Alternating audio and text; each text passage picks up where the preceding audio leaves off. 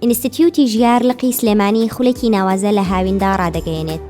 توی دایک و باوک ئەگەر دەتەوێت منداڵەکەت بەشداری خولێکی پەروەردەیی بکات و هاوینێکی جیاواز و نمونەیی بەسەربەرێت کە پڕ بێت لە فێربوون و لێهاتووی و وزە و چالاکی، بێت و دڵی خولەکانی ئینستیتیوتی ژیار بۆ پەروەردە و گەشەپێدانی مرۆیی هەڵبژێرە.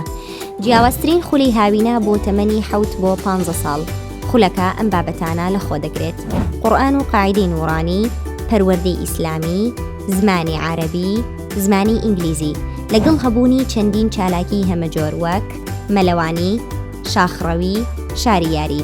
هەر گروپێک تەنها 15 بەشدار بوو لەخۆ دەگرێت.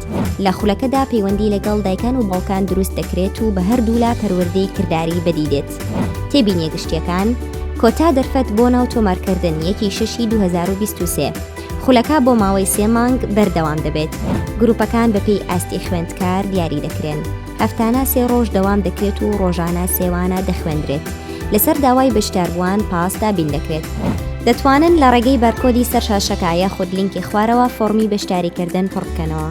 ناونیشان: سلێمانی، گەڕێکی سەروەری، جادەی تاوەرەکان پێشت سوپەرمارکێتی ئاڵتون. بۆ زانیاری زیاتر پەیوەندی بەم ژمارە مۆبایلەوە بکەن: 0950 735 76.